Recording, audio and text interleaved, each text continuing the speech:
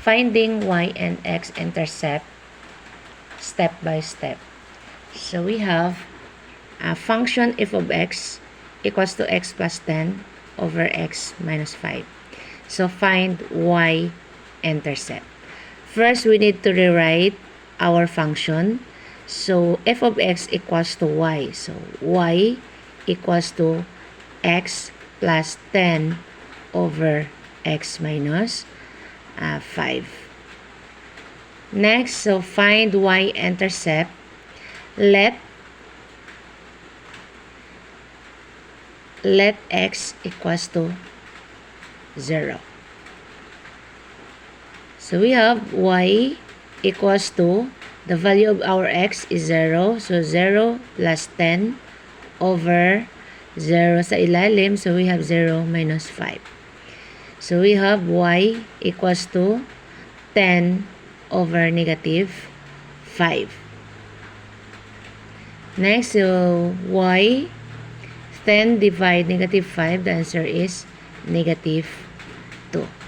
So our ordered number is 0 and negative 2. Next, find x-intercept. To find the x-intercept, let y equals to 0. So we have 10 over x minus 10. So let y equals to 0. So ang value ni y dito is magiging 0 over x plus 10 x minus 5. So we'll put 1. Pag whole number, may 1 yan na denominator. Then cross multiply. So we have 0 times x minus 5 and 1 times x plus 10. So we have 0 times x minus 5, the answer is 0. And we have x and positive 10. And then equate natin yung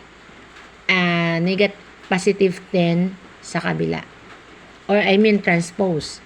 So we have transpose natin, magiging negative 10. Ang naiwan dito is si x. So therefore, the value of our x is negative 10. So our ordered pairs, we have negative 10 and 0.